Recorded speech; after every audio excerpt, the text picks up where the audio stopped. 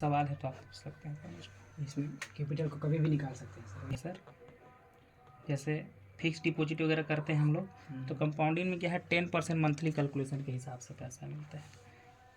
Suppose यहाँ पे 1 लाख रुपए किसी ने 1 साल के लिए फिक्स किया सर, 1 साल में उसको 2.5 लाख रुपए मूलधन के साथ में बनता है। 2 साल के लिए कोई फिक्स करता है यहाँ पे तो 7 लाख रुपए बनता है।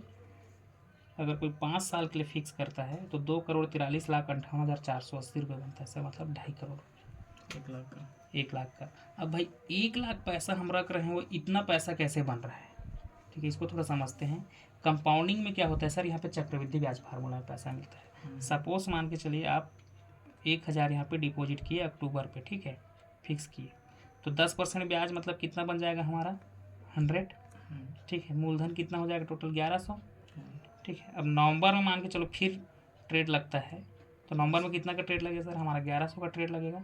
मूलधन कितना हो जाएगा 110, टोटल क्या हो जाएगा 1210, मतलब ब्याज का ब्याज यहाँ पे बनता है, इसलिए इतना बड़ा फंड बनता है। तो इसमें और इसमें अंतर क्या है सर, इसमें जब मैच्योरिटी कंप्लीट होगा तब निकलेगा, इसमें आप बीच में भी पैसा निकाल सकते हैं, ठीक है।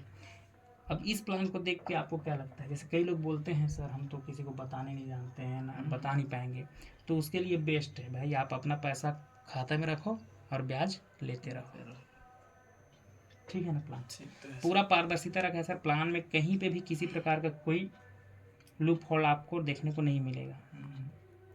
कहाँ से दे रहा है, कितना दे रहा है, सब चीज़ आप एक एक चीज़ समझ पाएंगे। ट्रेडिंग में कहना चाहे 5% दे रहे थे तो कुछ नहीं दे रहे को,